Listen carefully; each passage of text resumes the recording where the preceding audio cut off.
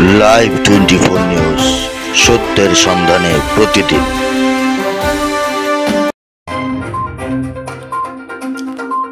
অন্তর্বর্তীকালীন সরকার নির্বাচনী রোডম্যাপ ঘোষণা করার পর আগামী ফেব্রুয়ারিতে অনুষ্ঠিতব্য জাতীয় সংসদ নির্বাচনে নারায়ণগঞ্জ ১ আসনে বাংলাদেশ জাতীয়তাবাদী দল মনোনীত সম্ভাব্য প্রার্থী কাজী মনিরুজ্জামান মনিরকে নিয়ে শুরু হয়েছে নানা জল্পনা। বিএনপি নেতা কর্মীদের বৃহৎ একটি অংশ চাইছে এই এলাকায় সর্বজন স্বীকৃত জনবান্ধব একজন নেতাকে প্রার্থী হিসাবে পেতে। সেই হিসাবে মাঠে ঘাটে চায়ের দোকান থেকে শুরু করে রূপগঞ্জের সব জায়গায় ৭১ সালের রণাঙ্গনের বীর মুক্তিযোদ্ধা বিজিএমের সাবেক সভাপতি মনিরুজ্জামান মনিরকে এমপি হিসেবে পেতে চলছে জোর আলোচনা। রূপগঞ্জ উপজেলা বিএনপির যুগ্ম সাধারণ সম্পাদক হাজী মিলন ভূঁইয়া কাজী মনিরুজ্জামান মনিরের একজন আস্থাভাজন সৈনিক। তিনি বলেন, গত ফ্যাসিস্ট আওয়ামী লীগ সরকারের আমলে রাজপথে আন্দোলন সংগ্রামে বীর মুক্তিযোদ্ধা কাজী মনিরুজ্জামান মনির সামনে থেকে দলকে নেতৃত্ব দিয়েছেন। এছাড়াও তিনি বিগত দুইটি নির্বাচনে অংশ নিয়ে উল্লেখযোগ্য সংখ্যক ভোট পেয়েছেন। তাই আগামী জাতীয় সংসদ নির্বাচনে কাজী মনিরুজ্জামান মনিরের জন্য ধানের শীষের পক্ষে দলের সকল নেতাকর্মীকে একত্রিত হতে হবে। বিজয় নিশ্চিত করতে সবাইকে এক হয়ে মাঠ পর্যায়ে কাজ করতে হবে। হাজী মিলন ভূঁইয়া আরও বলেন, রূপগঞ্জে বিএনপির প্রতিষ্ঠাতা শহীদ প্রেসিডেন্ট জিয়াউর রহমানের আদর্শকে ধারণ করে দল ও সমর্থকরা কাজী মনিরুজ্জামান মনিরের নেতৃত্বে আগামীর পথ চলবে। কাজী মনিরুজ্জামান মনিরের নেতৃত্বে রূপগঞ্জ থেকে ভূমিদস্যুতা, সন্ত্রাস, চাঁদাবাজ এবং মাদক নির্মূল হবে এবং এই অঞ্চলকে তিনি ঢেলে সাজাবেন। রূপগঞ্জ থেকে মুশফিকুর রহমান, লাইভ 24 নিউজ। আমরা স্বৈরাচার ফ্যাসিস্ট হাসিনাকে পতন করতে সক্ষম হয়েছি। আমাদের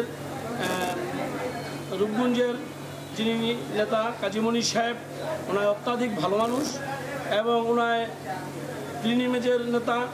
সারা নারায়ণগঞ্জে ওনার যে সুনাম রয়েছে, যেখানে নারায়ণগঞ্জ ওনার সাকসেস হয়েছে।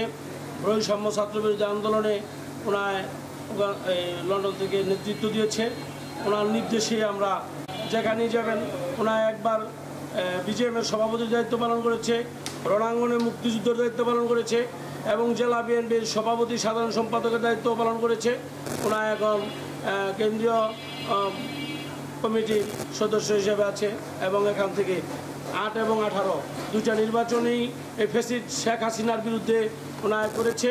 তা আমাদের আগামী সংসদ নির্বাচনে উনি নির্বাচন করবে, আমরা এই আশা বুকে লালন করি এবং আমরা এই আশা ভরসার উপরে আছি। আমাদের নেতার একটা দিক নির্দেশনা আছে। প্রথম, আমাদের মাদককে না বলতে হবে। আমরা সবাই মাদকের বিরুদ্ধে প্রতিরোধ গড়ে তুলব এবং আমাদের মনির সাহেবের যে ইনস্ট্রাকশন, এটা হলো আপনি কর্ম করেন, ধান্দা করার কোনো সুযোগ ওনার পিছনে থেকে নেই।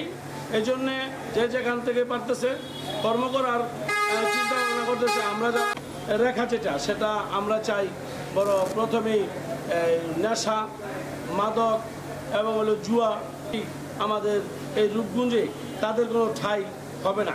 আমরা সারা বাংলাদেশের ন্যায় আমাদের রূপগঞ্জ অতি ঢাকার অতি নিকটে তথা নারায়ণগঞ্জ আমরা ইনশাল্লাহ জাতীয়তাবাদী দল সম্পূর্ণ শক্তিশালী এবং